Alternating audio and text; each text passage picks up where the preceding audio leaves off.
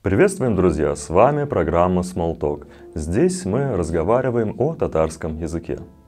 О, как хорош родной язык, отца и матери язык, и в мире множество вещей через тебя навек постиг. Сперва на этом языке, качая зыбку, пела мать, а после бабушка меня старалась сказкой унять. Родной язык, ты мне помог понять и радость с малых лет, и боль души, когда в глазах темнеет, меркнет ясный свет.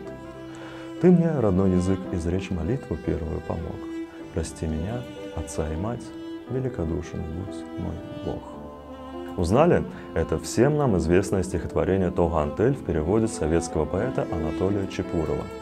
Габдулла Тукай внес колоссальный вклад в становление татарского литературного языка. Его стихотворение «Родной язык» признано одним из лучших образцов национальной поэзии России.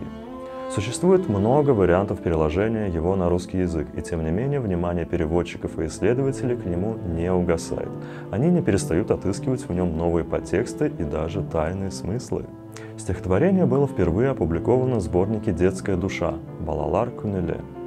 Интересный факт. Во многих сборниках советского времени последняя строфа, имеющая религиозное содержание, опускалась.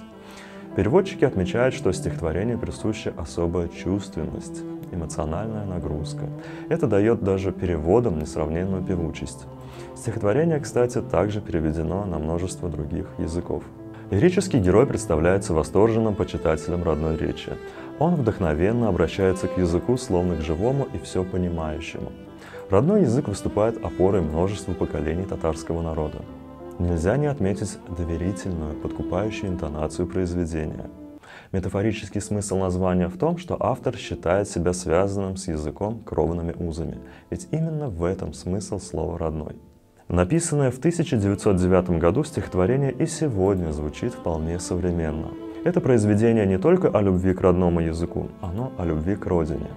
И тугантель, и матуртель, әткәм әнкәмнең теле. Дөньяда күп нәрсә белдем, син туган тел аркылы. С вами была программа Smalltalk. До новых встреч!